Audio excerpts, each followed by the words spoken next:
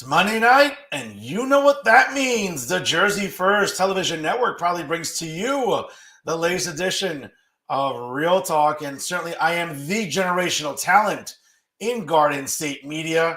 And, folks, I'll continue to be the weapon of mass disruption because my level of honesty, now more than ever, is truly necessary in this era of journalistic deception. That's right, folks. It's me, Fernando Uribe. Happy Monday. Again, folks, we're really moving along here in the month of March. I want to thank you all for tuning in from wherever and however you may be doing so on this, the 24th of March here, whether you're tuning in on Facebook Live via StreamYard, via Instagram, X, YouTube, LinkedIn, and all of our other social media platforms. We appreciate you making this a part of your Monday night viewing. And, folks, I can't say enough. If you haven't done so already, what are you waiting for? Don't forget to like Real Talk with Fernando Uribe and Jersey First TV on Facebook. Of course, follow us on Instagram and X. And for all of you that tune in on YouTube, it takes 5 seconds. I've actually counted, ladies and gentlemen. Like, comment, share, and subscribe to Jersey First TV on YouTube. And, of course, wherever you get your podcast, whether it's Spotify or SoundCloud, download Jersey First, and you'll be automatically notified of all the great content that we bring you every single week here in the leader in independent media in the state of New Jersey. It's always Jersey First TV. Folks, I can't say enough about what a privilege it is to be on the dream team of Garden State Media, and that is indeed the Jersey First Television Network. That's right, folks. Every Monday night, you can check out brand new episodes of Real Talk with Fernando Uribe. Of course, check your local listings for start times. And every Thursday, you can check out brand new episodes of The Nader Narrative, hosted by my incredible tag team partner, the amazing Elizabeth Nader. Of course, we're always bringing you informative conversations, thoughtful discussions, and really, folks, it's, again, we're always educating and advocating for the people of the great state of New Jersey. Nobody does it better than Jersey First TV. Folks, you want to stick around for final thoughts? It's a jam-packed one because I have a lot to say about what's going on our college campuses. And, of course, you know, when I think about all the rampant anti-Semitism that goes on in our college campuses, it kind of reminds me of this photo right that you see there. Back in 1938, you had Nazi soldiers on the steps of Vienna University, stopping Jewish students and faculty collectively from entering the campus premises. Well, fast forward some 80 years later, and guess what? Right across the river in New York City at Columbia, you have Nazis with headscarves doing the exact same thing as Nazi soldiers. So when you ask me, hey, Fernando, what's the difference between that picture? Well, there really isn't one. I'm going to talk about that later on in the show because specifically I have a great column from over the weekend from my good friend, Jeanette Hoffman-Henney, a great political operative here in New Jersey. And folks, I don't read NJ.com. It's such trash. But once in a while, they'll have a good op-ed. And this past weekend, they actually did. I'm going to delve into that one. You definitely don't want to miss out on this. And of course, folks, also during final thoughts, I'm going to have a lot to say about the Lollipop Guild in Hoboken. Yes, folks, it's Mayor Ravi Bala, Emily Jabor, Joe Quintero, and of course, the Charisma Vacuum, Jim Doyle. And of course, whether they're, overseeing massive flooding in Hoboken or anything else, folks, the latest social justice stupidity from them is coming up next Monday night. Yes, it is the Trans Day of Visibility in the city of Hoboken, a celebration for basically mentally ill people. And of course, there's going to be information for all ages. What does that even mean? There'll be some activities. Hey, maybe if some parents are lucky, maybe they can bring some of their kids and they can do surgeries right on the spot. Again, if you believe in this sort of nonsense. So I'm going to tell you folks why Trans Day of Visibility, like anything trans, is just absolute woke bullshit. And of course, whether it's parents that enable this sort of nonsense or full-blown adults that, again, practice this form of mental illness, I'm going to tell you why, once again, the city of Hoboken is wrong in celebrating and coddling mental illness, because that's what this is. So you want to tune in for that later on during Final Thoughts. Folks, again, if you're just doing this right now, like, comment, and share tonight's episode. It's definitely one not to be missed. And folks, we do talk about politics. We talk about quality of life issues on this program. But we also talk about issues that affect everyday New Jerseyans. And an issue that, quite frankly, I think goes under the radar, quite frankly, right now in media, especially here in the Garden State, is discussing domestic violence. And, we have a lot of Mickey Mouse journalists with their little Mickey Mouse columns and their Mickey Mouse shows with Mickey Mouse traffic, not really addressing a serious public health issue like domestic violence. But here on this program, folks, you can always rely on me to bring you the topics that are foremost on all of your minds. And when discussing domestic violence and prevention, why not talk to one of the foremost leaders here in the state of New Jersey? He's the executive director of Safe Way Out, a wonderful nonprofit located in South Jersey. Folks, check them out at safewayout.org. You can, again, it is tax time.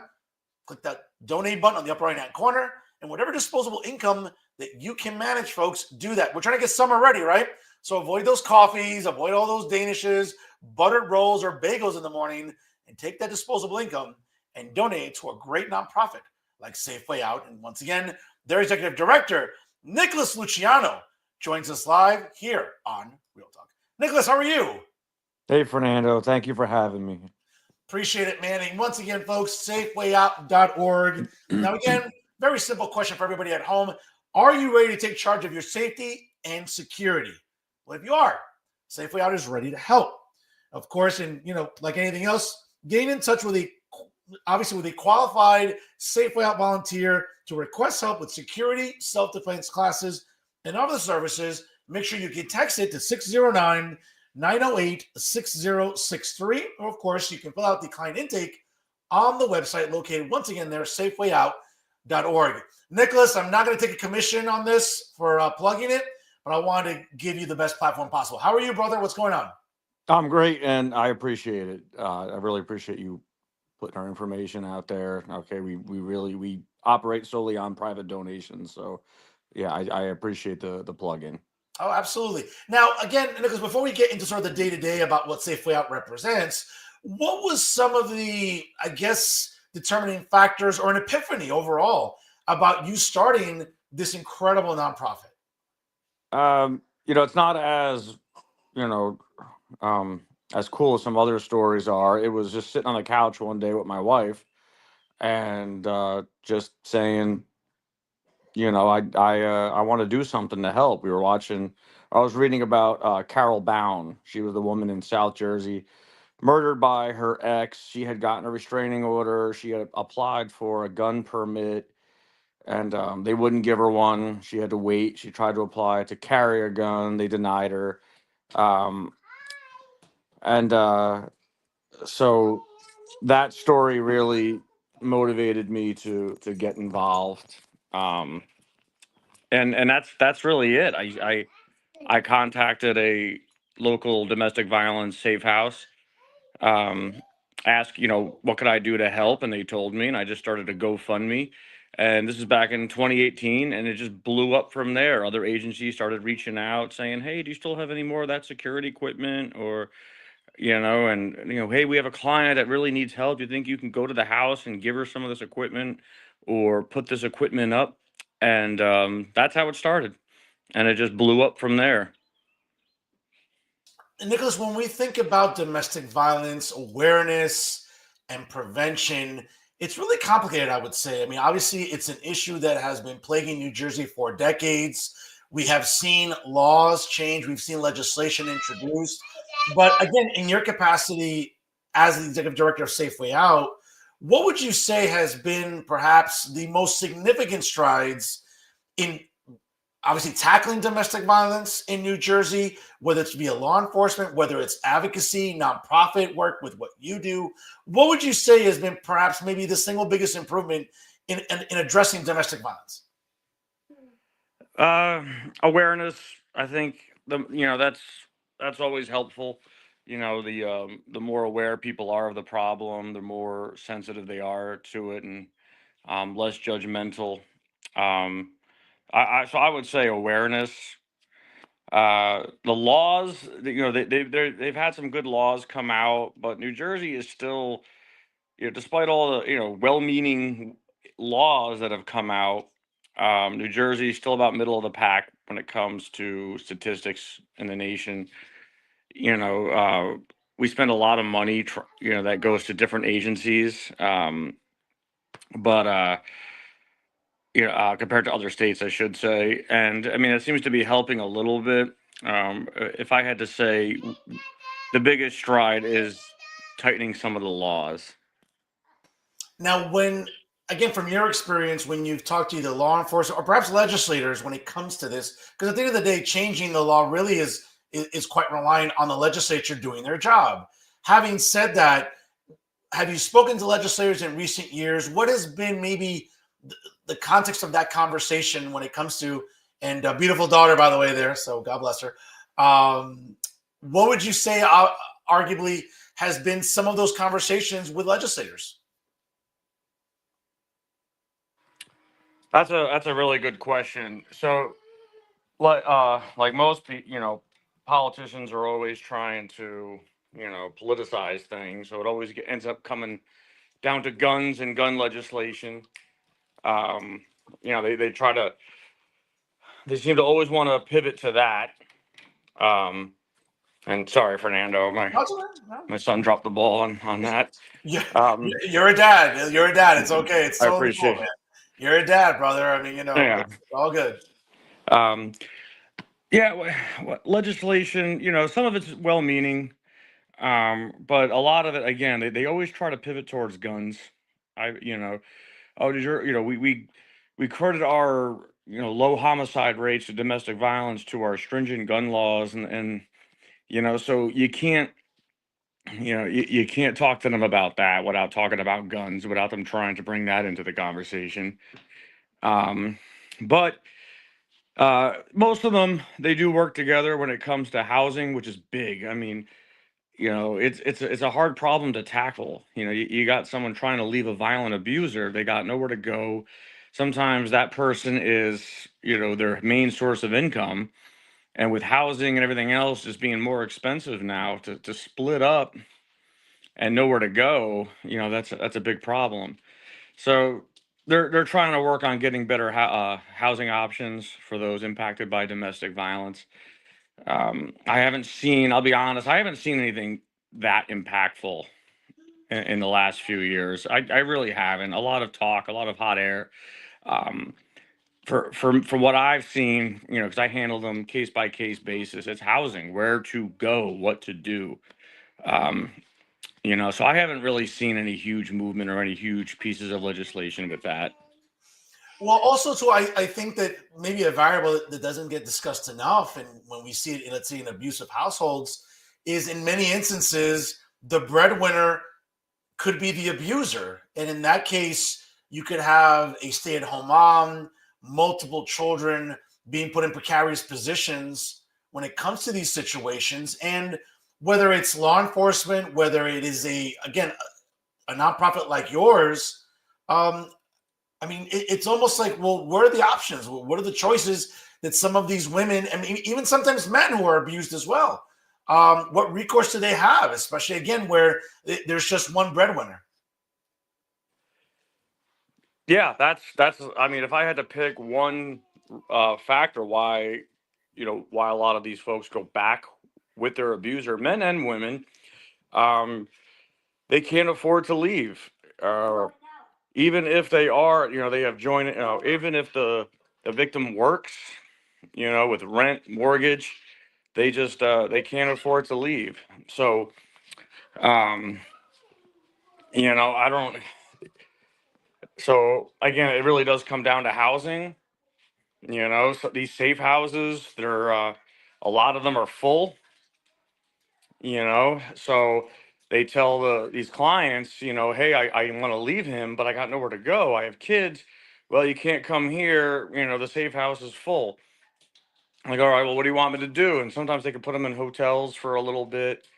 Um, Ultimately, Fernando, I mean, what it comes down to it is the it's unfortunate, but the ones that are impacted by this, I mean, it's not fair, it's not right, but they got to start from zero, and work extra, get a second job, do what they got to do, move into low income housing. If they can move back in with family, as long as it's a safe area, we recommend that. um, but it's really difficult for them, and I don't really know the answer. I just, wherever they do move, we try to make it as safe of a space as we can with security cameras and everything like that. But people talk about the control wheel and all, and that's a real thing with abusers. but I mean, a lot of it is just simple finances. You know, I love where I live. I love this house. My wife or I couldn't afford it if we got divorced. We wouldn't be able to do it. So that's a big reason Right. why they go back and they stay. Sure. Folks, if you just joined us live right now, it's 6:16 here on the East Coast. And folks, it just takes 5 seconds. Trust me, I've counted it. I've counted it myself. Like, comment, and share tonight's episode right here of Real Talk via Jersey First TV. And my guest this evening is the Distinguished Executive Director of Safeway Out, an incredible nonprofit organization specializing in helping victims of domestic violence here in the great state of New Jersey. The Executive Director, Nicholas Luciano, joins us live here on Real Talk. Folks, again, go to safewayout.org. See the donate button on the upper right-hand corner. Whatever disposable income you have during this tax season, do me a favor. Donate online. Your donation is safe, secure, and indeed tax deductible. Now, Nicholas, speak about funding before we know. Listen, as you know, I've been involved in philanthropy for quite some time. I've worked with different nonprofits, and obviously, at a much larger scale. But for you, for example, obviously, you started this really from the ground up. I mean, you want to talk about breaking some eggs, making an omelet, making a cake, as they say. You've done that. Like, you've rolled up your sleeves. So with that in mind, though, what have been some of the challenges with funding? I know you mentioned that you rely solely, or for the most part, heavily on private donations. But what has it been like trying to reach out to the state? Because let's be honest, again, I mean, I don't want to get overly political here, but we know Trenton loves to give away money to some of these like left-leaning, left-wing, woke social justice organizations. And we know that's not what you're about. This is serious business. This isn't about coddling illegals or other woke bullshit. You're helping men and women in dangerous situations. So what can you share with us about talking to Trenton and how's that been going? Well, I can't hear Nicholas, I lost you there. I'm not sure if you. My apologies, Fernando. Sure. Back in 2022, we were awarded a state grant from the federal government that trickled down to us. But they, the bureaucracy behind that grant, I had to have a paid staff just to keep up with it, with the documentation and to make sure that we were in compliance with everything. So they made it very difficult, but we were happy to, get the, excuse me, Fernando, I'm sorry.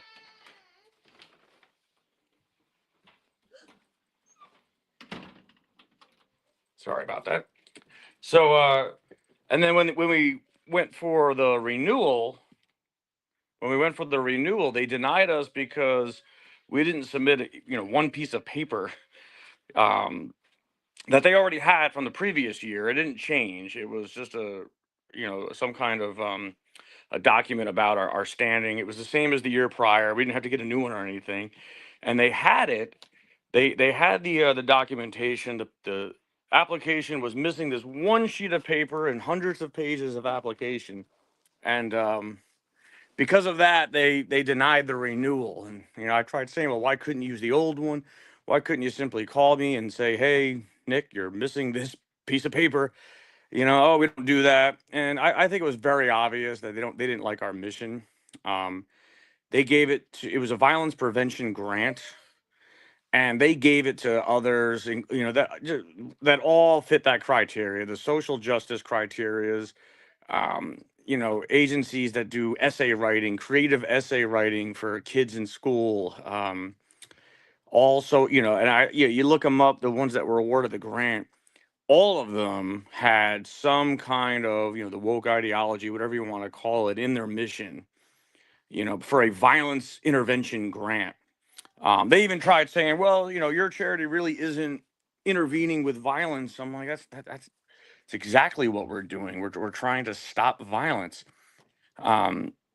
And yeah, so we were denied. I had to pull people out of hotels around Christmas time. I mean, that's a true story. Hey, I'm sorry, we're not getting the funding, to keep you in these hotels. So going back to what I said about housing and places to stay to physically be safe, I had to tell families, hey, I'm sorry, I know it's Christmas, but we just lost our funding.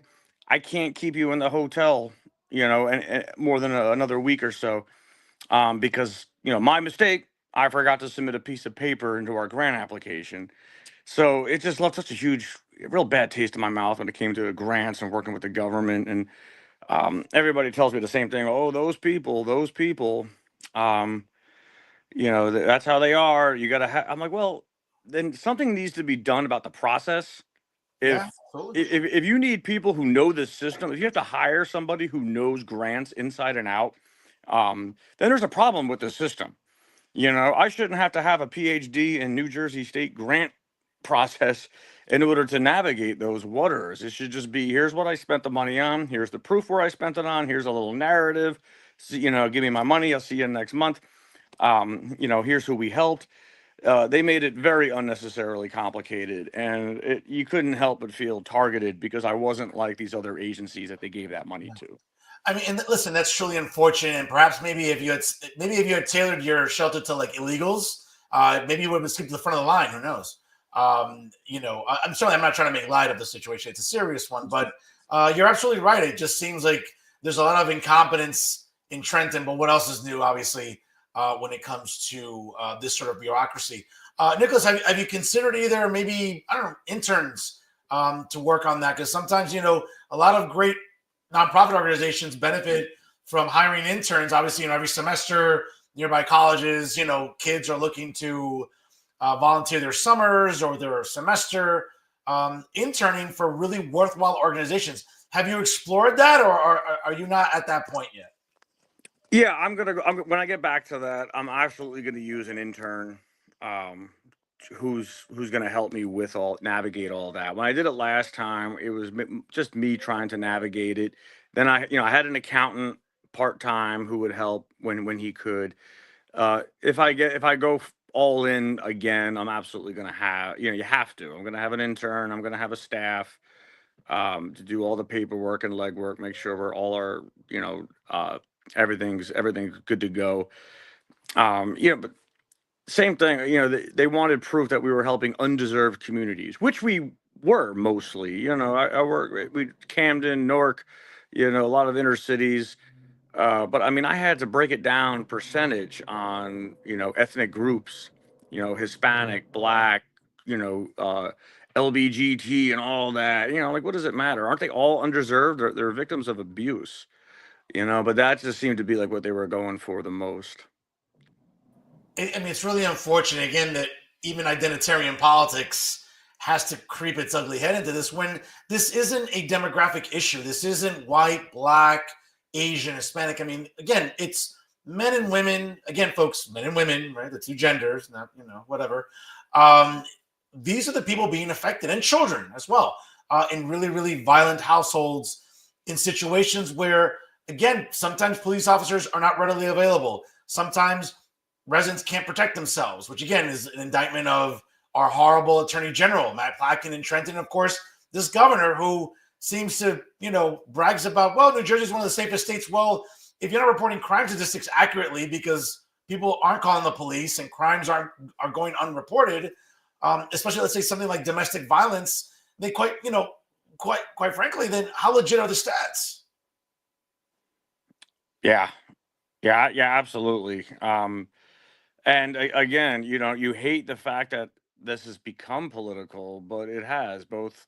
In the political arena, socially, it's become political, which I mean, I just hate.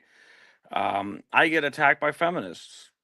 I'm sure you can appreciate that, but feminists hate my mission a lot. The hardcore ones, not the definition of a feminist ones. Sure. You know, because they try to turn that around. Oh, well, you have a problem with feminists? What do you have a problem? How they try to twist things. You got a problem with women being equal? No, no. By the No, classic. listen, not at all. I mean, again, my problem is with cat ladies that, but that's another conversation, Yeah. but go on. No, they come after me too online with messages. I've heard the term, oh, you have hero complex, or you're victim blaming by providing cameras and security and doing safety planning and self-defense for those impacted by domestic violence. You're telling them that they could have prevented it. We're here to tell you that no, they can't. Something I strongly oppose. We teach our kids to look both ways when they cross the street. We also tell drunk drivers not to do that. It's the one arena, it's the one topic that we, for some reason, can't, hit it from both sides. Hey, don't be abusive, don't be violent. Oh, by the way, there's violent and there's abusive people out there, and these are some of the things you need to do to take care of yourself. Um, we're very big on you are your first responder. I will never back down from that. I'm not, we don't come at our clients, like some kind of crazed dojo owner, we do it in a compassionate and empathetic way, of course. But you are your own first responder. If there's a fire in my house, who's getting my family out? If I've got a fire extinguisher, I'm going to the fire extinguisher, or depending on the size of the fire. But I'm the first responder. Of course, I'm going to call the fire department, but I'm the first responder. Comes to my health, I'm going to take care of my health first. And if I have a problem, I call somebody else. When it comes to safety and security, I'm myself and my family's first responder. I think it's an attitude. I think it's a mindset that you need to have that's going to help you get out of a bad situation like that. And I believe that wholeheartedly, and I get attacked for it quite a bit. No, they shouldn't have to be their first responder. They should live. Should be a soft approach. It should be. They should be able to go through life without any fear of violence. They should just be in a relationship without any fear of violence. And I agree with that. And of course, they should be able to.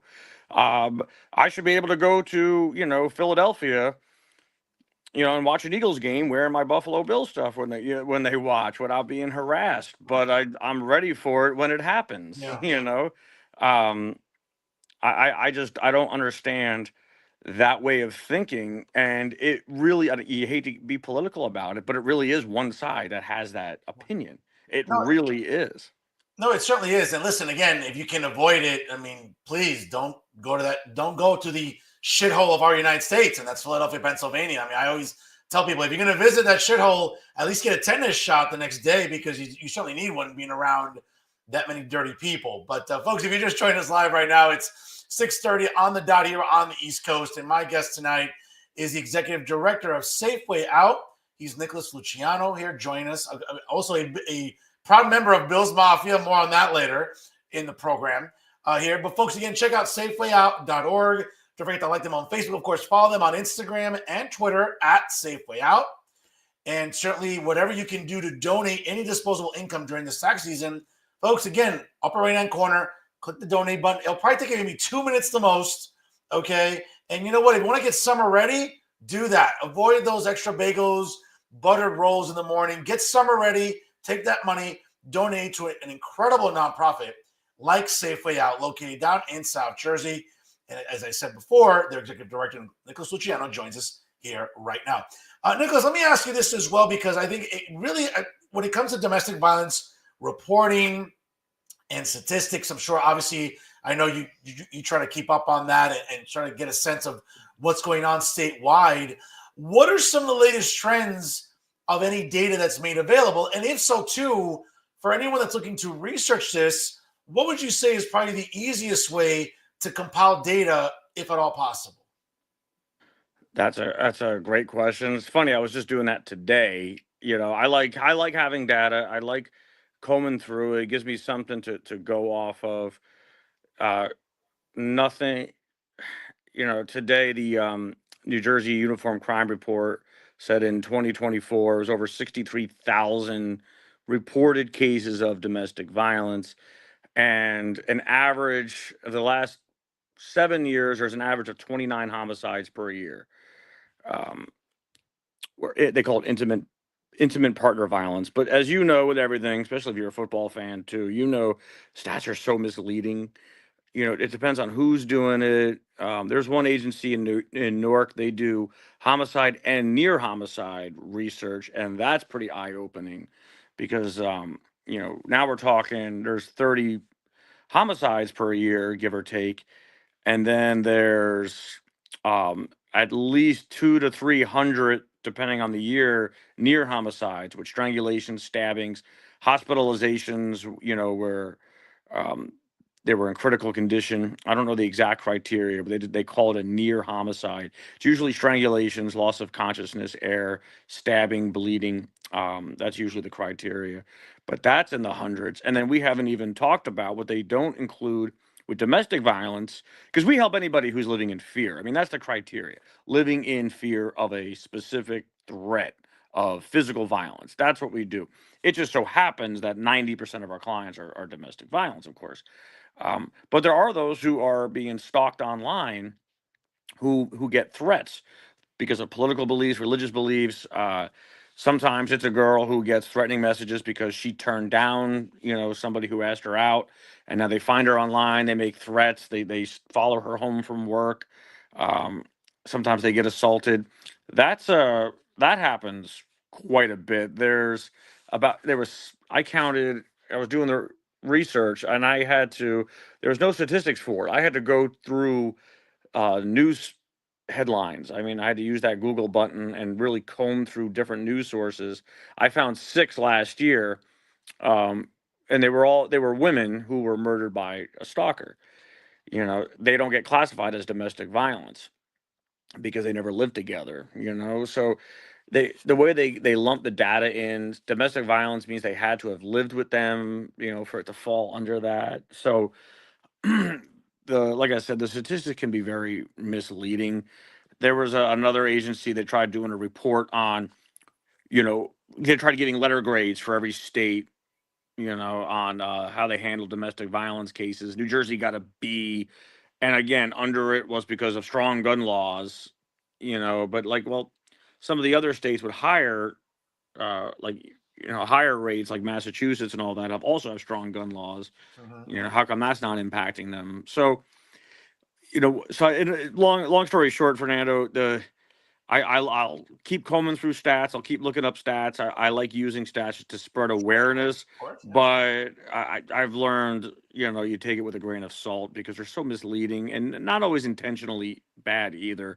They just don't always tell the story.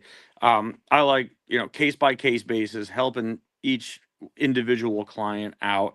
That's what we do. That's going to always be my focus, the individual client. Try to get into their home, try to make them feel safe, empower them, try to help protect them so they can move on with their lives. Um, but yeah, just like everything else, I'm weary of the stats. Let me ask you this because it's probably a variable that, well, let's be fair, it's only 20 years old. It is 2025, and we're just now celebrating this year the 20 years of Facebook, 20 years of YouTube. Obviously, later on in the 2000s, we saw the birth of Twitter and Instagram and subsequently other social media platforms. What do you think has been an impact, if any, though, man, about social media's role in maybe helping to create more domestic violence awareness? Or is there an argument to be made that maybe sometimes because of social media, it's also exacerbated the problem? Or could two things be true at the same time? Two things are true at the same time, and just like everything else in life.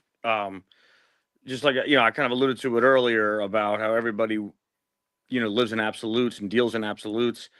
They can't imagine that there could be two truths or two ways to look at a problem. But just like everything else, social media has made some things good and made other things bad. It's been great with awareness, people sharing stories, and that really helps young people, young men, young women, or even teenagers be weary of red flags and relationships, and what to look for, um, when looking for a partner or you're on a date, some red flags to be weary of, and to avoid. So in that way, it's been great. Just like everything else, it's also got its dark side. Um, Social media is how a lot of these abusers stalk and harass victims, which could lead to, physically harming them. Um, so that's a big problem. It opens up, I have a saying, Fernando, don't go chasing waterfalls. People hop on social media and they try to reconnect with former flings, and again, this is going to come across as victim blaming, but you get a violent, jealous, abusive partner. They go through the phone because, as sure as I'm sitting here, that's what they do. They're going to go Sure. through that phone. and they find who you talking to. Oh, you're being friendly with this guy or that girl, and that I've seen. People say, "Oh, you're victim blaming." Look, don't get me wrong. I mean, there is nothing other than the defense of others. There's no reason to murder another human being or physically harm another human being. I really believe that. Um, there's no reason for it. But when I go to help, somebody out, I've had, yeah, he went through my phone, saw that I was talking to so and so, and then he tried to stab me. So of course I don't believe they deserve that because they talk. I would never be like, well, you shouldn't have been doing that. I would never in a million years. I don't even think that. It's just it does. It's just another reason, another thing to trigger these angry, violent individuals. And I don't I don't believe in what's popular, what's socially cool nowadays. I believe in safety, and I'll do whatever I can to recommend some people to be safe and what you can do to be safe, which includes de-escalation. Not uh, so sometimes that can get people in trouble doing that. And again, I can't stress it enough. You do not deserve to be physically harmed because you message your eighth grade sweetheart. Um, but I've seen that a lot. I've seen, and the biggest element is stalking. People don't really understand how to clean up their social media locations, where they're going, what they're doing, who they're friends with. So the abuser starts messaging friends on there. You can block them all day. They just create another account or use somebody else's, and they can find a lot out on what you're doing, where you're going, who you're talking to, who's feeding you information. And then they start using one friend or a family member to give them a little piece of information, Sure. and then another friend, hey, can you give me a little piece of information on what they're doing? Then a neighbor across. So social media, it really, it's, I tell everybody, you're one DM away from a very violent person. And then on top of all that, so you get somebody who, like, what, I'm going to go into the dating scene, I'm going to meet somebody online, which is how a lot of people do it nowadays, right? And then they go to social media, and then I friend request or I follow on Instagram. Oh, this person looks cool. It gives you a false sense of who this person is. Sure. Absolutely. Where Whereas in the past, you had to go on dates, you had to talk on the phone, you were meeting with friends and family. It was all in person, Yeah. and that you got a truer sense of who a person was. Now people put on this whole fake persona online. Oh yeah, this person's great, and then people get it. They tend to overshare. The relationships tend to move faster than they should because, oh no, I trust this person. I feel comfortable around this person, and I'm going to move in with him or her in 20, 30 days, and I'm in love. And it's moving fast, but because they think they know this person, they get trapped, they get stuck, violence happens, and it's harder to get out once you share a life together. It's much harder, so that's another element of it, is it gives these, especially young people, a false sense of who they're actually getting involved in. Absolutely. And again, listen, as someone with considerable experience, and anyone in my social circle will tell you, I mean, I've dated some toxic females in my lifetime. It's, I'm surprised I'm still sane. But to your point about social media, a lot of it, I think, exacerbates the problem too. I think in the sense of creating toxicity, hostility unnecessarily when it comes to that. And again, not sure if maybe this also contributed to it as well. I mean, obviously, you've raised great points about some of the detrimental effects about social media. I think it goes without saying. I mean, listen, it's March the 24th.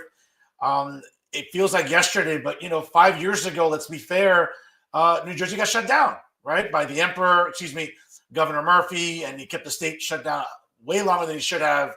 That's an argument for another day.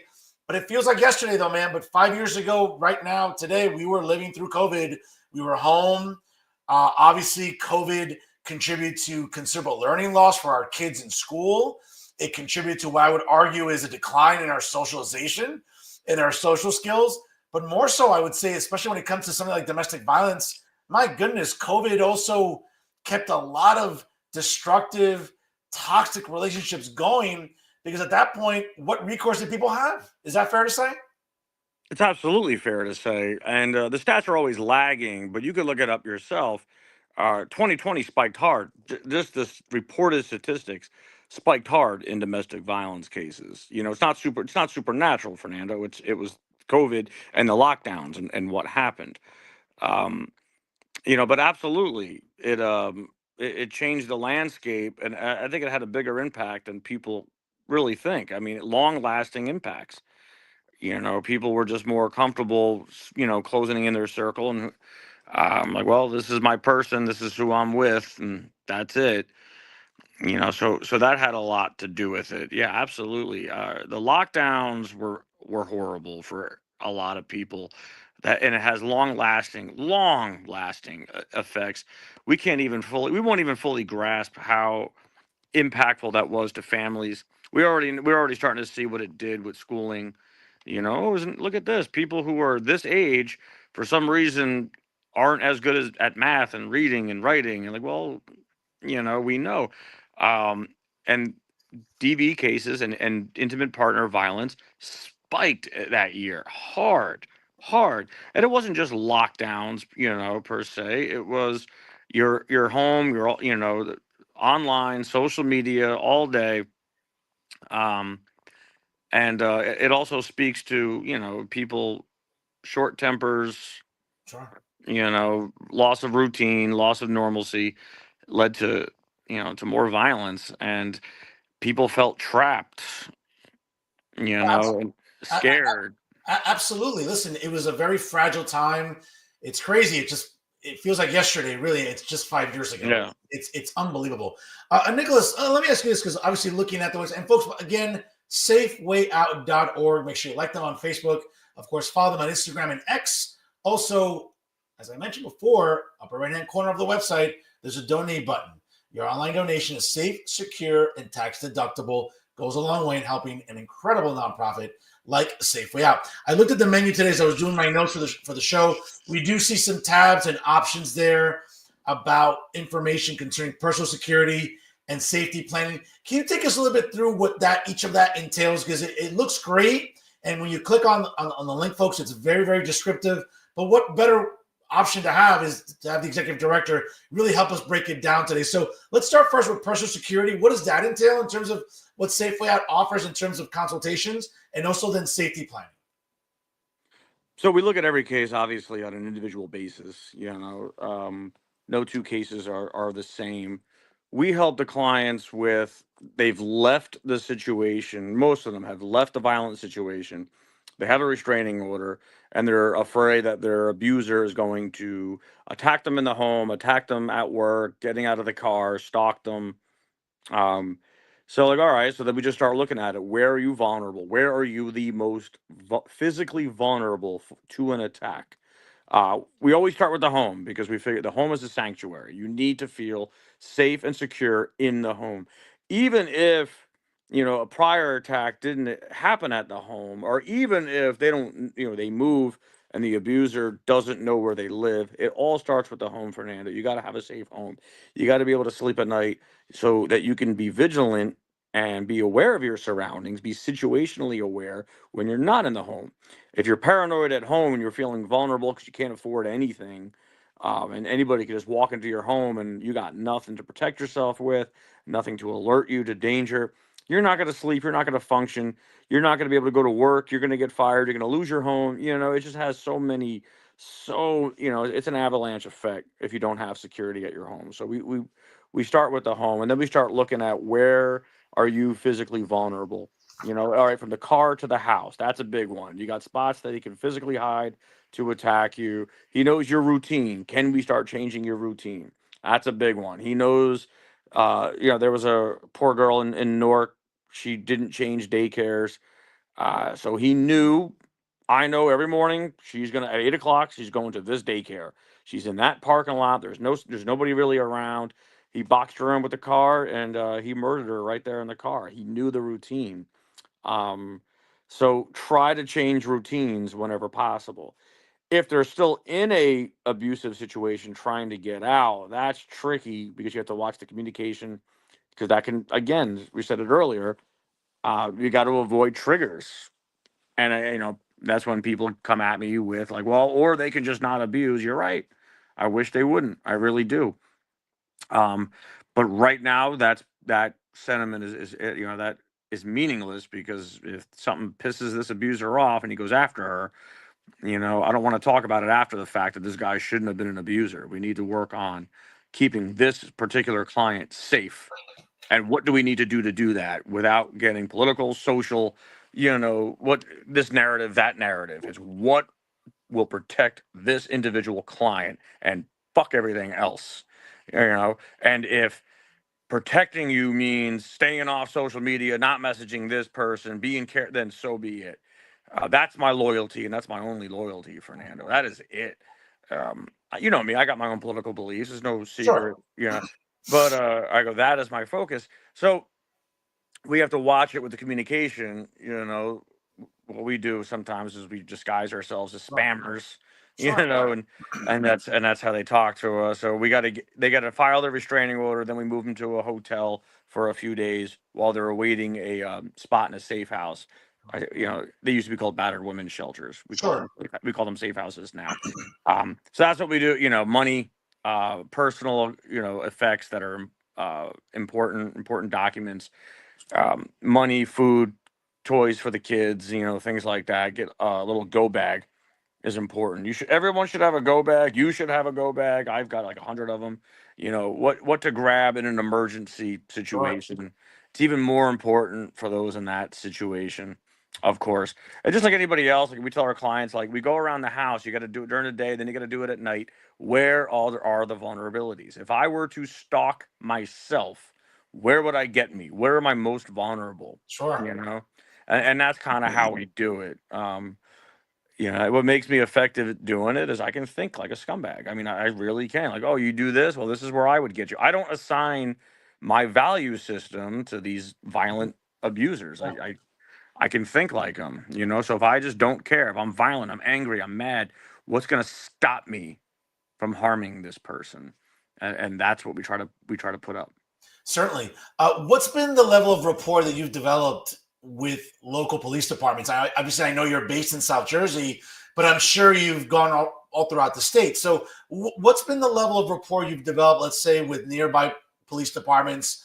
And what's been, can it improve? Is it a great rapport you have? Where does Safeway outstand with local police departments? It depends on the police department, obviously. I've had some that seem to kind of look at us like vigilantes, which I'll never understand. I don't even get that connection at all. Um, and then I've had some great rapport, most notably with Mitch Little, Tom's River. He just retired, but he was a big supporter of ours. I've had some other departments. East Hampton down here was really good. Um, I've had a lot of good rapport. Camden by far was the worst.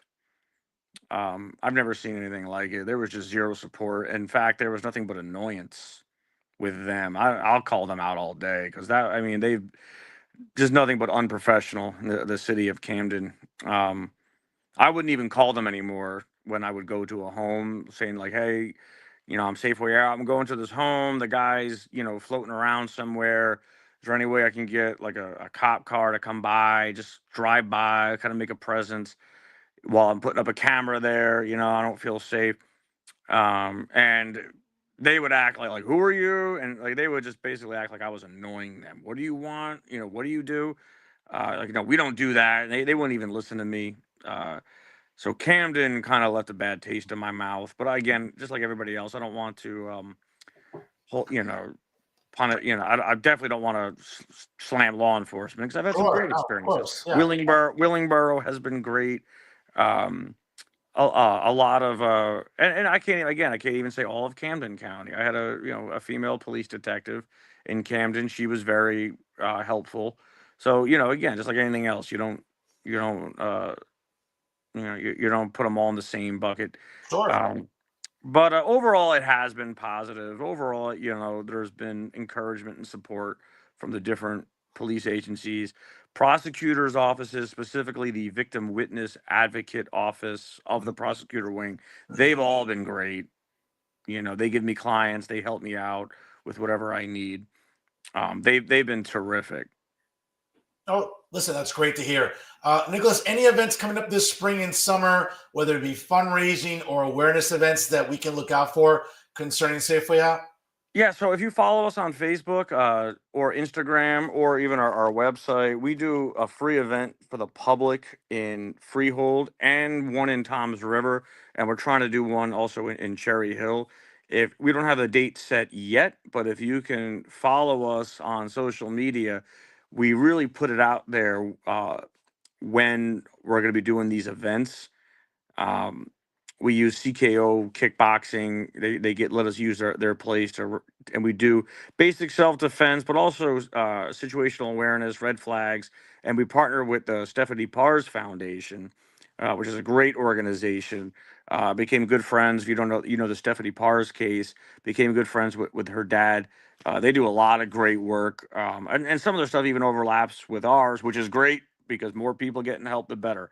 I don't compete with other nonprofits, not really. I just, as long as people are getting help, then that's all I care about. But we partner with them. We do these events: Freehold, Tom's River, Cherry Hill, free self defense classes to the public. We even bring pizza and drinks. um, if you want to, if people want to follow us on social media, they'll see the events coming up. We took a little pause from them for a couple of months because we've just been so busy. But I also I train the military for my regular job, and I use a lot of the same principles and lessons I train the military. I teach to the public and our clients as well. Um, so it's not just basic self defense, how to get out of chokes and holds and strikes. Everybody wants that, and we do that, but it's also how to simply be more aware of your surroundings. And that's always offered to the public once or twice a month. Follow our website, follow our social media, and you'll see it. Nicholas, you're doing great work. Real quick here, every time I have you on, I gotta just talk real quick NFL here. I'm a long-suffering Cowboy fan, but even I sound a little whiny when I've seen Super Bowl championships, no matter how long ago it was, going on 30 years now. But as a devoted member of Bills Mafia, and again, I love your social media during football season, whether it's watching with your kids, whether it's traveling up to Buffalo, you're as devoted as they come. How excited are you about the new ballpark? I've seen some stuff on their Instagram. I know it's near completion. I think it'll be done maybe for kickoff in the 2026 season, unless I'm wrong. Help me out here. 2026. Yeah, I'm very excited about it. It looks really cool. Can't wait to bring my kids up there.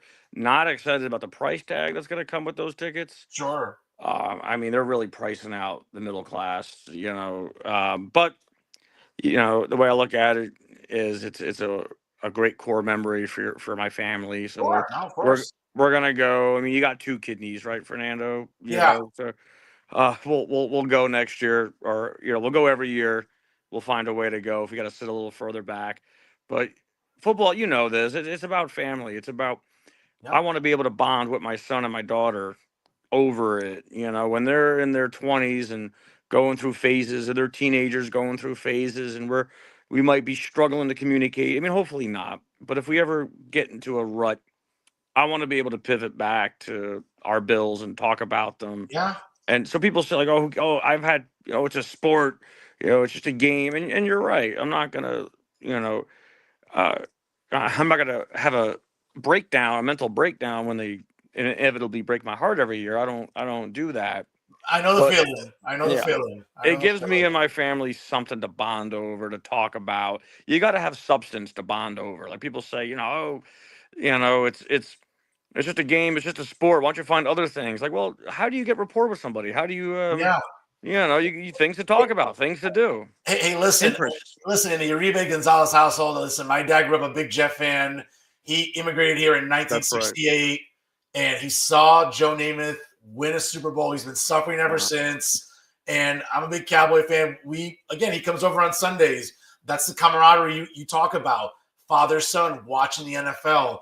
And to yeah. your point, yes, it is pricing regular working class people out of attending. I've seen that firsthand. It begs the question, though, man. When is that? Is the window closing? It seems like the Bills are right there. They'll beat the Chiefs during the regular season. They have them where they want them in the playoffs, and then something goes wrong. What do you think needs to happen? A new coach? I think Josh Allen is not the problem. I think he just got paid. He's one of the elite quarterbacks in the NFL.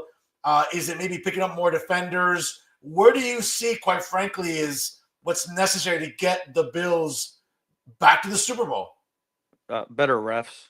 No, I'm But, just kidding. well, that helps too, especially against Kansas City. Yeah, absolutely. No, you saw it in the Super Bowl, Fernando. I don't, people try to overcomplicate it. Defensive line, get after the quarterback. It's Yeah. that simple. The D line, when you've got a quarterback like that, it's how the Giants beat Tom Brady.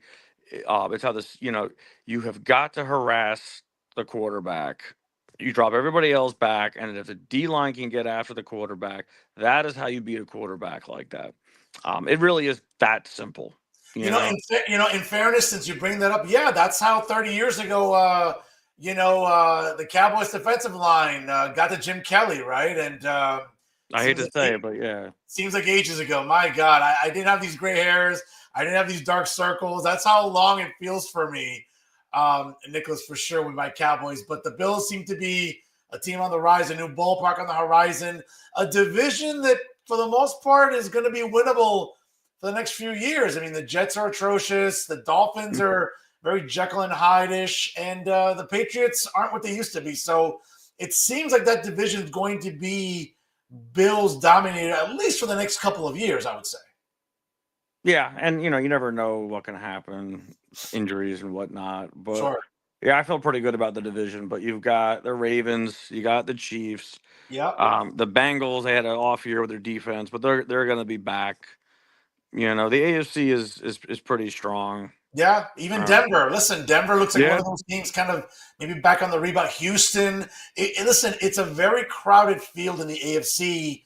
And listen, I'm not going to lie to you. This past Super Bowl was awful. It was like, well, it was almost having to decide, like, well, do I want herpes or do I want chlamydia between rooting for the Eagles or Chiefs? I was like, can there be a tie? I hate the Eagles with a passion. It's more their fans that are just despicable people. But I didn't want to see the Chiefs three-peat because no, honestly, though, Nicholas, like, as a Cowboy fan, as a team, as a fan of a team that has won back-to-back and failed in trying to win a three-peat, along with others, it really bothered me. I'm like, wait a minute. If this Chief team three-peats, they're going to be better than those Cowboy teams, those Niner teams, those Packer teams, those Steeler teams. No, yeah. there's no way they're better than any of that. Well, remember, you didn't root for the Eagles to win. You rooted for the Chiefs to lose, and that's Yeah, yeah, that's how you have that's to what look at it. Just try to compartmentalize it. And that's what it was. And listen, we can only hope that the Eagles have a bad year, like they probably will, hopefully. And that's only good. That's good news for me and the rest of the NFC East. So we'll see. Jay, obviously, it's something to look out for.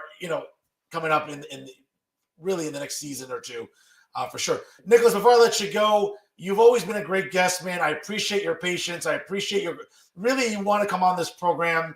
I'm one of the few journalists statewide that want to give a platform to talking about domestic violence regularly, and that's why talking to people like you is so important. So I'm really privileged to have you come on my program, and it's really an honor to talk to you when I can, and that's why I invite you on regularly. So I want to thank you for your time. I'll give you the last word here tonight on Real Talk.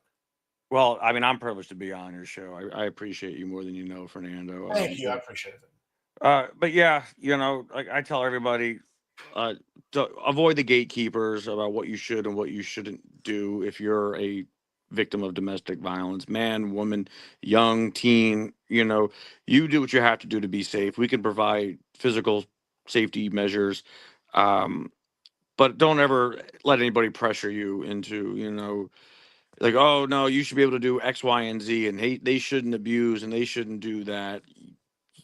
You have one loyalty only. That's your own physical safety. And I cannot stress this enough. Is it right? Probably not, but it is the truth. You are your own first responder. If you don't take charge of your own safety and security, others, they're not going to be as invested in your safety and security as you are. No one, not the police, not anyone, will take your safety and security more serious than you. That's not victim blaming. Don't let anybody manipulate you into thinking otherwise. And if you are in that situation, there are people who will help. The domestic violence agencies, believe it or not, the police will help. We'll help, get that support system, friends, family. Just remember, your only loyalty is your safety. And of course, if you have children, their safety, their well being, your overall well being. It's not just physical safety. The reason we help with physical safety is so that everything else you know, can, uh, can work out for you. That's why we do what we do. So that's my biggest, what is you're responsible for your safety and be mindful of the gatekeepers. What makes me good about with all this is that I don't know everything. I don't believe that there is an expert in this. It's a shitty situation. There's violent, toxic people out there, and we need to try to avoid them and be safeguarded against them. Period. Dot. End of story. Nicholas, well said there. Folks, again, check it out, safewayout.org. Make sure you like them on Facebook, follow them on Instagram and X. And of course, on the upper right-hand corner of the website, you'll see the donate button. Ladies and gentlemen, donate whatever you can. Your online donation is safe, secure, and indeed tax deductible and goes a long way in helping men and women in dire need of assistance with domestic violence. Their executive director, Nicholas Luciano, joins us here tonight. Nicholas, if I don't talk to you again, have a great Easter coming up. Happy Father's Day coming up. My best to your wife and your beautiful children. God bless you, brother. Keep up the great work, and we'll see you again soon here on Real Talk. Have a good night, Nicholas. You too. Folks, good stuff there with Nicholas Luciano, the executive director of Safe Way Out. We appreciate his time tonight here on the broadcast. Obviously, a very busy day for him, not just as an advocate, as a dad, as a soldier. He's doing God's work, folks. He's a great guy, for sure. And it's always a privilege to talk to him here on the Jersey First Television Network. Folks, listen again, it's 7 o'clock on the dot here in the great state of New Jersey, of course, here on the East Coast. And I want to thank you all for tuning in from wherever and however you may be doing so right now, as I mentioned before, on Facebook Live as well as on YouTube. It takes 5 seconds, ladies and gentlemen. Trust me, I've counted. Like, comment, and share tonight's episode. And of course, subscribe to Jersey First. And of course, I mention all the time, check us out on Spotify or SoundCloud. It is certainly worth viewing every single week. Once again, folks, I can't say enough. Check out safewayout.org. Make sure you like them on Facebook. Of course, follow them on Instagram and X and get involved with them. They're a great nonprofit organization. Folks, you know what time it is. It's time for Final Thoughts. And folks, a jam-packed Final Thoughts tonight, but let me start off with saying some of the obvious things here on this program. Now, I'm the only journalist in New Jersey, and I can say that without equivocation, that actually covers anti-Semitism on a regular basis. I've actually been in the trenches. I leave my house.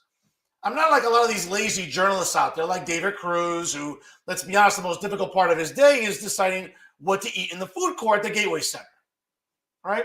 Or journalists that barely leave their house, like Max Pizarro, Jay Lassiter, Charles Style, right? And I get it, it's a very busy day when you're home playing with your dicks, which is all you're good for. But when you actually have to do some real work, are you really doing it? And there's a lot of Mickey Mouse journalists out there that claim to talk about these issues or write about these issues. Folks, the only person really in the trenches being out there is yours truly. Because I'm the only one, quite frankly, in New Jersey media that stands up for Jewish people, Jewish students and Jewish faculty members. Unlike all these lazy mother effers, you can't call me lazy. I'm actually out there in the trenches. So much so that, folks, the fearless one, Fernando Uribe, had no problem going across the river, okay, to Jihadist University. Columbia University on the Upper West Side last spring to check out all of the jihadists causing chaos, wreaking havoc, destroying property. Folks, you don't believe me? See for yourself. Hi, everyone. It's New Jersey's premier award-winning journalist, and certainly it's quite an experience to be here in Jihadist University here at Columbia, right? As you can see all the jihadists here. Obviously, with their typical pro-Palestinian defense and enabling and their typical apologies here. As you can see, obviously, folks, it's, obviously you can see here, it's jihadists everywhere here at Jihadist University, right? So, yeah, as a broadcast journalist, you want to, be up close in the trenches here, at Columbia University. Hi, everyone. It's New Jersey's premier award-winning journalist here live at jihadist university here on the Upper West Side in New York City. And I figure, being a premier award-winning journalist, I like to be out in the trenches. I like to be out in the streets as a man of the people, and seeing all these jihadists out here, right, at the campus here of Jihadist University, right? Is it called something else? Columbia University, maybe? It's really Jihadist University, folks, here. And I figured, let me just be here and get some good footage here of all the jihadists here, voicing their First Amendment right, but acting like complete asses, let's be honest, because that's what they're doing. But there's always people out there that defend it. So, great job by the NYPD, because they have to condone and not really contain it. Hi everyone, it's New Jersey's premier award-winning journalist here, live at Jihadist University on the Upper West Side. I think it's called something else, but let's be honest, it's really Jihadist University. And I just got to say here, as you can hear, great job by the NYPD having to control and contain all this nonsense by all of these jihadists here at Columbia. So to be honest with you, I want to be just kind of like see it for myself, because we've seen it on Instagram and Twitter and YouTube and Facebook, but I kind of want to see jihadists up close, because that's what they are. They're jihadists. They're, again, pro-Palestinian apologists, defenders, enablers. We all know the types, right? We all know who they are. Some of them are friends of mine, right? So I figure I'd be here and check out all these jihadists, because that's what they are, really, here. And of course, why not? Since I'm in New York City, let me just check out exactly what's going on here with all these jihadists. So let me just sort of go through a little bit more here and see what they're doing. Yes, wave hi to the camera. All the jihadists here at Columbia. All right. Yes, all the jihadists. Isn't that great? All the jihadists. Isn't that wonderful? Yeah, folks, I feel I need a tetanus shot being near like such filthy people last year at Columbia University. But you get the picture, right? Again, I'm out in the trenches. I'm out there on the streets reporting, doing journalism, right? I'm not home playing with my dick like Max Pizarro and Charles Style and Jay Lasseter, okay, or David Cruz. Like, I'm actually out there doing work, trying to inform the people about how serious a problem this is. Because again, if you ask them, you wouldn't know it when you check out their garbage news sites, when they aren't even writing about this, and they should be. But folks, it takes me back to this picture that is really, really significant, because again, back in 1938, you see the visual there on the left. You see Nazi soldiers on the steps of Vienna University in Austria, stopping the entry of Jewish students and faculty members. Again, really in the height of World War II, as the Nazis were running rampant throughout Europe. And you saw Nazi soldiers making lives miserable for Jewish students and faculty there at Vienna University. We would all come to learn of the misery that Nazis would commit and the atrocities against Jews throughout that time period, unfortunately.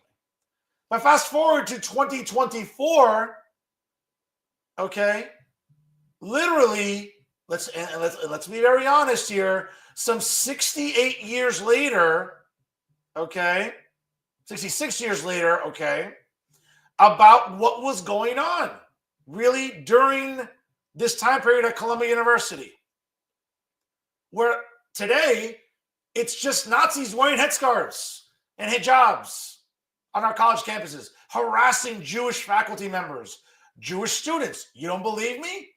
Again, let's look at what's out there in public consumption, because we saw it. And I saw it every single day on our newsfeed. All right, red team, blockade. Blockade, ready? Circle blockade around these three. We're gonna move them out. Let's go. Another human chain. Get someone, wrap around, get inside. Red, back up by the center door. Red, back up by the center door. This isn't how you do that. Come on. Yeah. Yes, it is. It's 100% assault. I got it all on video. Right back Don't up, worry. 100% assault. Yes, sir, this is 100% assault. Chill out. This is 100% assault. Chill out. Anyone. It's just Is too someone much recording this? agitation. Are you recording I this? got it. This is 100%. And again, folks, let's be very clear about something. Look how courageous these jihadists are, because, folks, it's 5 years later. There's no COVID. What exactly are you wearing masks for? And if you're really autoimmune compromised, you shouldn't be outside protesting like idiots like this. But that's the excuse we keep hearing. But you get the picture, right? About the way that Jewish students and faculty were treated on our college campuses across the river and even here in New Jersey or across the country. Right? So when it comes to talking about reporting and really talking about this issue that is still ongoing on our college campuses, yes, I mean, folks, let's be honest, we can't really rely on establishment media to talk about this, or even here in New Jersey, whether it's NJ Spotlight News, whether it's Insider NJ, right? Whether it's NorthJersey.com via the Bergen Record, whether it's the Asbury Park Press, whether it's Politico, folks, okay? And even NJ.com, which we all know, folks, NJ.com leads really in the category of being a garbage news site. But every so often, they're going to publish an op-ed that captures your attention, that really drives the point home about how serious a problem may be. And shout out to my good friend and a fellow member of Cowboys Nation, Jeanette Hoffman-Henney, for an exceptional op-ed this weekend on NJ.com. Obviously, you can see the screenshot there. And I'm going to read you a couple excerpts from this really well-written op-ed. Now, it's titled, "Trump is Right to Crack Down on Anti-Semitism at Colleges. Violence Against Jews Isn't Free Speech." She's right. Let me give you some context here. So Janet starts off by writing, "Last Sunday morning, as I dropped my 2 young children off at Hebrew school, I thought about the Bibas family in Israel, whose children's bodies were recently returned from Gaza in tiny coffins after being kidnapped on October the 7th in 2023. Beautiful redheaded Ariel, age 4, and baby Kafir, only 9 months, who were ripped away from their mother Shiri's arms and brutally strangled with the bare hands of their captors simply because they were Jewish. Yet Hamas and some of the people of Gaza paraded their coffins around in a victorious celebration with loud music to a crowd of thousands, as if these innocent babies were somehow deserving of their murders. Now, Gaza's sick dead baby parade is a reminder of the evil and horrors that Hamas committed on that day in 2023, as well as the callous and pervasive anti-Semitism that continues to fester. Sadly, there are many agitators in America who openly celebrate the actions of Hamas, the kidnapping of children, the raping of teenage girls and women, and the murder of innocent Jews. They want my own children dead simply because they're Jewish. Just look at the anti-Jew hellscape that's become Columbia University and Bernard College. For close to 18 months now, Jewish students have been targeted with threats, intimidation, and physical violence from pro-Hamas, anti-Israel agitators. They've been subjected to social media videos with fellow students saying, quote, "Zionists don't deserve to live." Just a few weeks ago, a mob took over the Bernard College Library and distributed pamphlets by the Hamas media office with photos of former Hezbollah terror chief Hassan Nasrallah. They inscribed "Death to America" in the library's guest book. As a parent, I can't imagine paying over $82,000 a year for my child to go to an Ivy League school where radical anti-American activists set up illegal encampments, which we saw, violently take over campus buildings, which was happening, and routinely threaten the safety of students as well as faculty, which was well documented. But the Trump administration has rightfully declared this anti-Semitic, anti-American discrimination and violence will no longer be tolerated at Columbia or any other school. So, of course, there's been much controversy over the arrest of noted jihadist Mahmoud Khalil, the ringleader of Colombia's pro-terror anti-Israel activities. Now, Khalil, a Syrian native on a green card, was detained by ICE and targeted for deportation because the administration charges he's a national security threat and allegedly is involved in activities tied to Hamas. Folks, we're learning that as we speak, so it's not, left-wing propaganda or, somehow fear-mongering that, oh, well, the government's going too far. No, it's not. Make no mistake, it's a well-documented that the group that Khalil represents, Columbia United Apartheid Divest, CUAD, aligns itself with terrorist organizations like Hamas and Hezbollah and calls for the end of Western civilization. Folks, this is on their website. They all believe to endorse violence, saying in an Instagram post, quote, "We support liberation by any means necessary, including armed resistance." So on the 1-year anniversary of October 7th, CUAD celebrated the barbaric murder of Jews, calling it, quote, "a moral, military, and political victory." So if you quickly scan the headlines, you might think that Mahmoud Khalil's arrest could be a free speech issue. It's not. Khalil is not a peaceful anti-war protester. Khalil is a foreign agitator who, as a guest of this country, knocked up an American woman. What a surprise, because let's be honest, they want to procreate as much as possible, and if they can have a baby on American soil, why not? Right? Is being accused of threatening our national security and aligning with Hamas. Don't let Khalil and his legal team gaslight you, though. He's no victim. He's violated the terms of his green card by supporting a terrorist organization. Again, to everybody out there, all these left-wing organizations, all these insufferable feminists and cat ladies that are against deportation, you know the types, right? Like Amy Torres, who I could smell the cat piss on Amy Torres right through the screen, right outside the walls of my house. Or other organizations that are fighting against ICE and deporting jihadists and criminals. Because that's what they are, folks. They're jihadists and criminals. And you see all these virtuous organizations that love to coddle them and love to stick up for them. Do you think one news agency in New Jersey would ever call this out and say, hey, Jeanette Hoffman's right. These aren't free speech issues. These are terrorists. These are people engaging in terrorist propaganda. But that's too much critical thinking for people, and we all know who they are. Whether it's the ACLU, its executive director, Amos Sinha, whether it's all these ridiculous organizations that are against ICE and that they're parading. Don't these people have jobs, like real jobs? I mean, I know Amy Torres does. I mean, she sits at home, living off her husband's money, and earning $100,000 a year virtually on social media. Right? All these other organizations, like the ACLU, Make the Road New Jersey, the New Jersey Action Project, folks, you name it. These are vile, despicable organizations that support people like Mahmoud Khalil and these despicable students. Okay, let me continue here.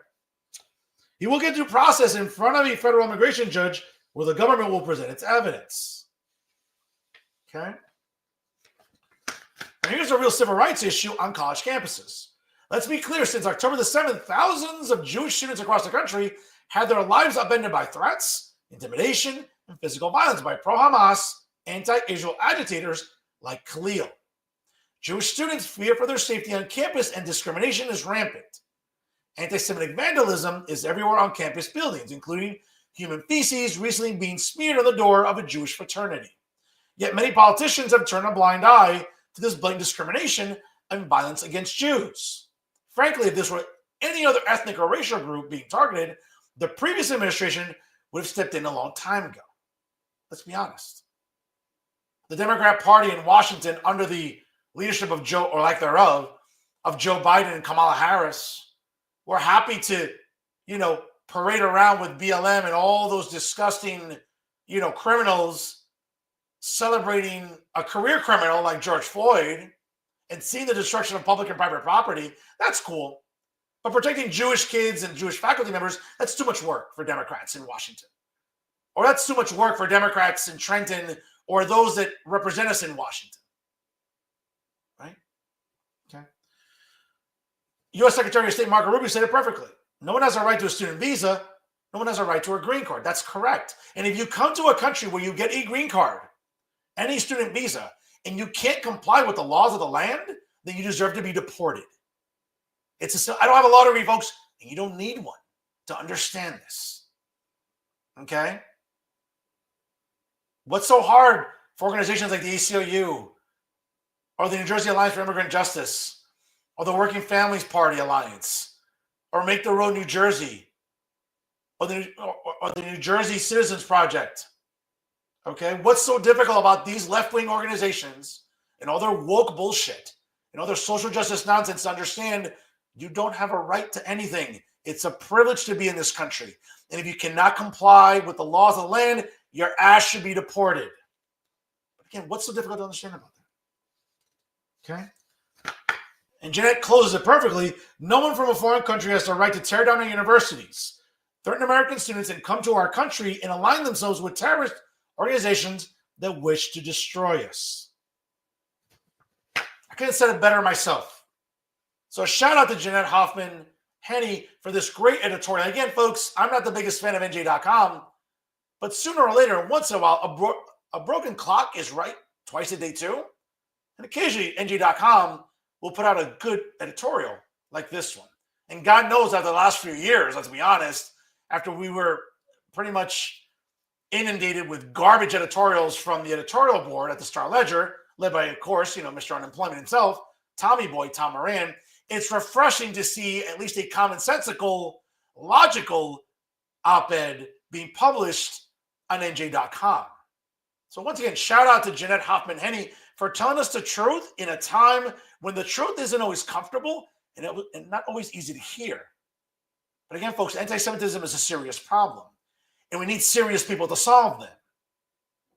And all these agitators, all these left-wing organizations, they're not serious people, again, when stuff like this continues to happen. What is your name? What is your name? All right, walk out, walk out. What is your name? Red team. What is your name? Free, free, free Palestine.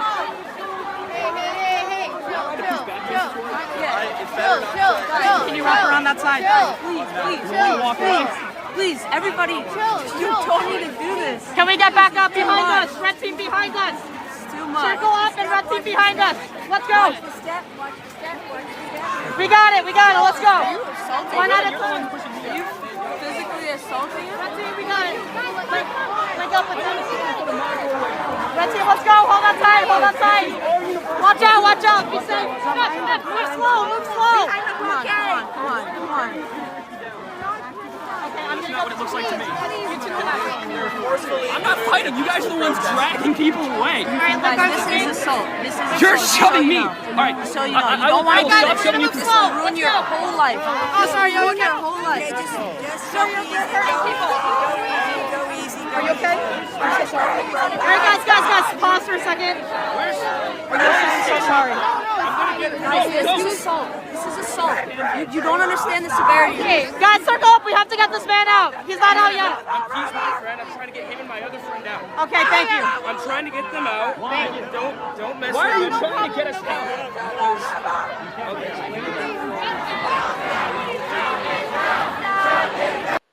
This is the statue of George Washington on George Washington University's campus, and this statue happens to be in the middle of the pro-Palestinian encampment on the university.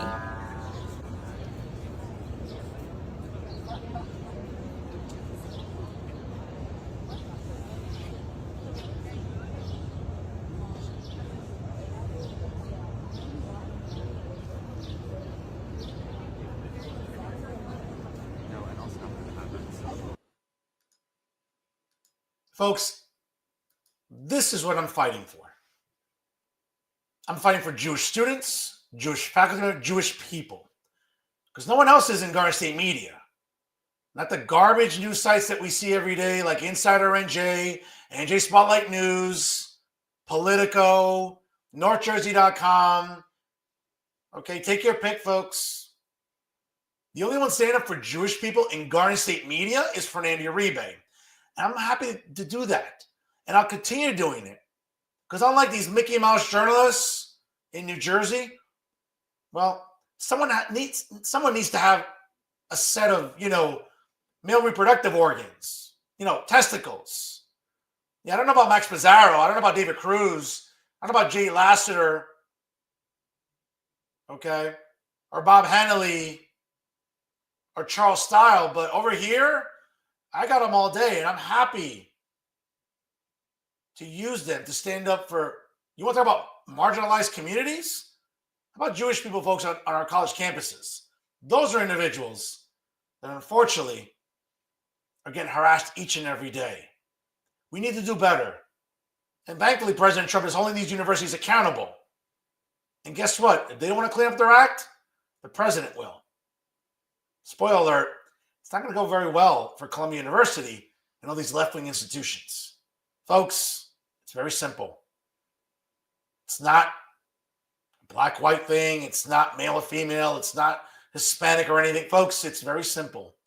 You either believe in right or wrong. You either believe in standing up for Jewish people or you don't. And as far as all these pro-Palestinian activists and demonstrators and agitators, at least, folks, I'm open and transparent about it. I don't care about their cause. I don't care about their grievances. Palestine is the last thing on my agenda, folks, when it comes to things of importance. And quite frankly, it never will be important to me. And at least I'll say that openly. But why not? Especially when you're on the right side of history like I am, standing up for Jewish people each and every day. Folks, this nonsense has to stop. It's getting out of hand. Speaking of nonsense, let's talk about the Lollipop Guild in Hoboken. Yes, folks, when he talks about exemplifying nonsense, nobody does it better than the mayor of Hoboken and current state assembly candidate, Ravi Bala, the virtue signaler himself, along with the rest of the Lollipop Guild. We all know the Charisma Vacuum, Jim Doyle, okay, Joe Quintero, who, I mean, the living embodiment that it's that easy to get a law degree, folks, and pass the bar exam when you have clowns like this, you know, having a law degree. Or Emily Jabor, who, let's be honest, is running for mayor this year, but quite, you know, you would think that maybe she wants to separate herself from all the woke bullshit that has come to symbolize the city of Hoboken. I guess Emily hasn't gotten the memo. She may not get it until it's too late. But folks, in the latest installment of What's Woke in Hoboken, let's take you to what's coming up next Monday night in the city of Hoboken. Yes, as you can see there, it was featured on their Twitter page. Obviously, the mayor himself talked about making sure that everybody comes out on Monday afternoon, well, Monday night, whatever you want to call it, to the Hoboken Public Library, which is located, as you can see there, at 500 Park Avenue, from 3:30 p.m. until 5 p.m. for a celebration of the Trans Day of Visibility. Well, what's so visible about it? What, mentally ill people that we're supposed to coddle?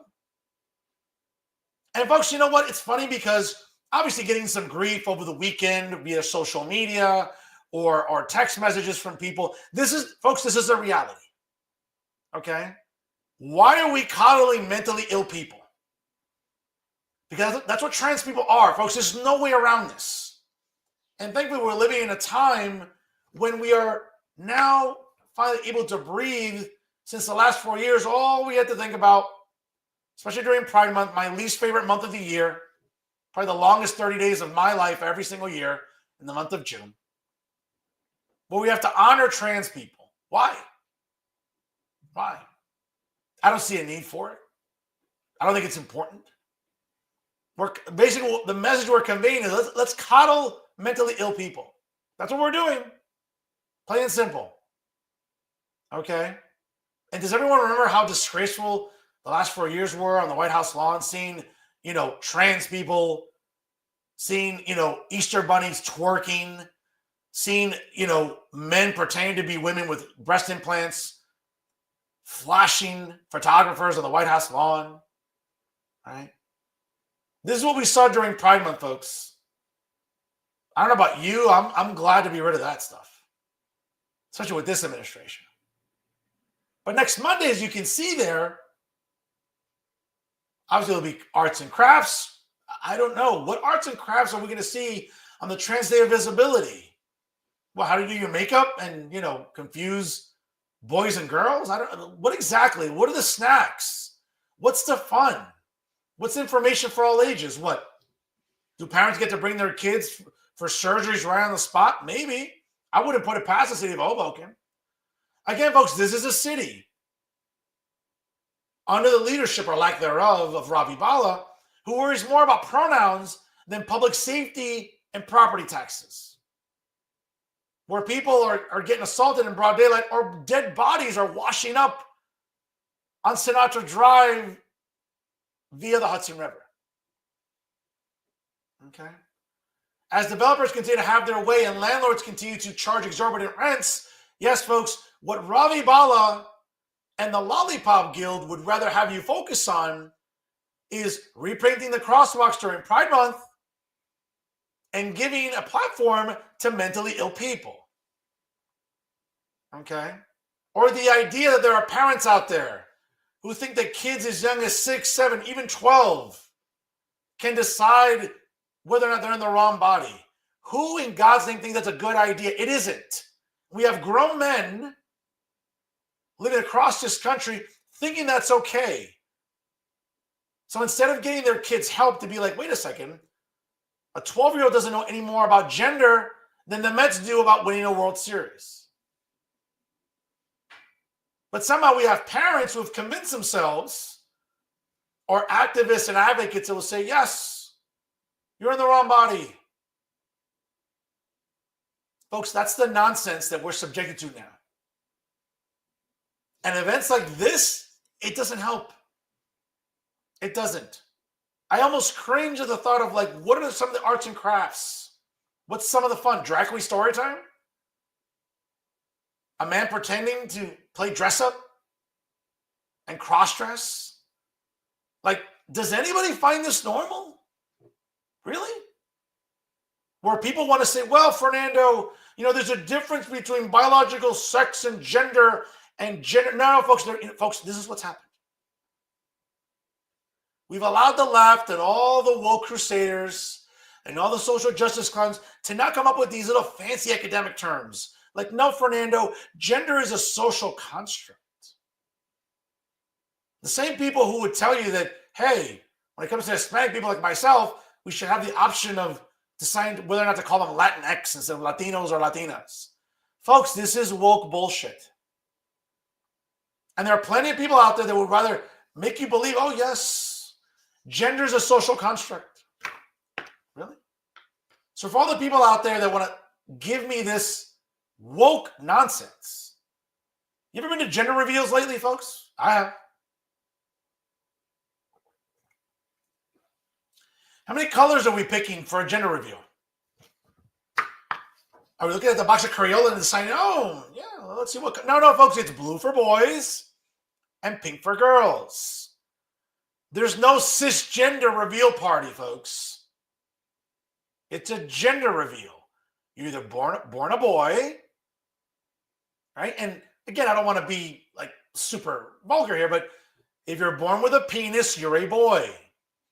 If you're born with a vagina, you're a girl. That's what you are. No amount of make-believe or left-wing academic nonsense is going to change that.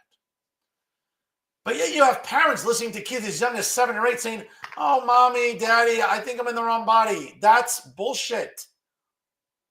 Okay? These are kids. They don't know any better from the Easter Bunny or Santa Claus. But somehow we're supposed to believe that an 8-year-old understands what gender they are. Folks, this is nonsense. But don't tell that to Ravi Bala and Emily Jabor and Joe Quintero and Jim Doyle, because these are the clowns. Okay? These are the clowns. In New Jersey, in Hoboken. Okay?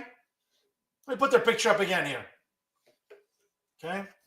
These are the clowns that would rather spend your tax dollars repainting the crosswalks during Pride Month when you could hire maybe more police officers. So guess what? Maybe more people aren't getting assaulted in broad daylight at Church Square Park. Or maybe dead bodies aren't washing up on Sinatra Drive. But a Ravi Bala would rather acquiesce to mentally ill people and the alphabet mob during Pride Month or all year long for this sort of nonsense. And make no mistake about it, folks, Emily Jabor wants to continue this nonsense in Hoboken. Emily Jabor, a disciple of Ravi Bala, wants to continue all of this woke bullshit and social justice nonsense. As if Hoboken doesn't have real problems. Folks, the infestation of rats, not the rats that work at City Hall on Washington Street, like the actual rodents, right? That present a health hazard to people, to seniors, to our kids. To cracking down on all these ridiculous bike riders and delivery people. To maybe addressing the issue of parking. Where if people want to visit Hoboken, there aren't enough lots around. Or more affordable housing. But yeah, you know what? When it comes to making sure Hoboken's a sanctuary city, yeah, you can rely on Ravi Bala to virtue signal, along with his running mate, Katie Brennan, another useless woke fool in this electoral process. Folks, they should be ashamed of themselves. Ravi Bala, Joe Quintero, Emily Jabor, Jim Doyle, and Phil Cohen, okay, who I couldn't fit into the picture because his nose doesn't fit in the picture along with the rest of them. They should be ashamed of themselves. But then again, did these people have any shame to begin with? Of course not. Which is why they continue to coddle mentally ill people. And they'll do that next Monday. So for parents, people that are concerned about exposing our kids to this at the Hoboken Public Library, again, folks, using taxpayer dollars. Do me a favor, show up next week in Hoboken. Let them know that this sort of nonsense isn't acceptable, folks. It's reprehensible. Exposing our kids to this nonsense. Okay? And of course, we know that on Twitter, whether it's Ravi Bala, Virtue Signaler, or anybody else, tons of issues with my tweet this weekend, calling them out. That's okay. I'll get traffic because what I say makes sense. Can't say the same for Ravi Bala and the Lollipop Guild, because let's be honest, when do they ever make sense? Not now, not yesterday, not tomorrow, and especially during this election cycle. So if you happen to be in the neighborhood next Monday by the Hoboken Public Library, do me a favor. Let them know that you don't like your tax dollars being wasted on woke bullshit like this. Folks, the idea that there are parents enabling this nonsense with their kids that wouldn't know their ass from their elbows, you should be ashamed of yourselves. You're not good parents. I'm sorry, you're not. And I don't have any kids that I know of, but I don't need to be a parent to understand the concept that this stuff is harmful and toxic to our kids. Why expose them to it? Why expose mentally ill people to our children? I can never understand that. And you would think the Lollipop Guild would. Yeah, they're part of the problem too. So you know what? If you have an hour spare time next Monday, go make some noise, peacefully, of course, and respectfully. And make sure you let them know in Hoboken that this woke bullshit needs to stop. And folks, let's be honest. When it comes to talking about these people, it really should stop. Have your voices heard. Let's stop this nonsense, folks. And more importantly, let's protect our kids from all of this woke nonsense. And those are my final thoughts. Folks, that's our show for this week. Once again, thank you to Nicholas Luciano, the Executive Director of Safeway Out, a great nonprofit organization in New Jersey that addresses and helps families dealing with domestic violence each and every day. Once again, visit safewayout.org for more information, to get involved with them, to donate, and to really help spread the word about the great work that Safeway Out does each and every day. Folks, don't forget to like us on Facebook, of course. Follow us on Instagram and Twitter. Don't forget to subscribe to us on YouTube. And, of course, download Jersey First on Spotify or SoundCloud and let them know, really, all the good stuff that you're tuning into. Guess what? Share it. It takes 5 seconds, folks, and show your support for Jersey First TV. Folks, I can't say enough what a privilege it is to be on the dream team of Garden State Media. That's right. It is always the Jersey First Television Network. Of course, brand new episodes of Real Talk premiere every Monday night. Check your local listings for start times. And, of course, brand new episodes of The Nader Narrative premiere every Thursday. Check local listings and times online. Hosted by my amazing tag team partner, the great Elizabeth Nader. Notice, remember, ladies and gentlemen, it's unbiased, unfiltered, and unafraid. It's always Real Talk here on Jersey First TV. I am the generational talent in Garden State Media. And I'll continue to be the weapon of mass disruption. Because my level of honesty, folks, now more than ever, is truly necessary in this era of journalistic deception. That's right, folks. It's me, Fernando Uribe. Have a great rest of your week, folks. Please party responsibly. And I'll see you next Monday Night Live here for the latest edition of Real Talk via Jersey First TV. Thanks for stopping by. And as always, stay classy, everyone.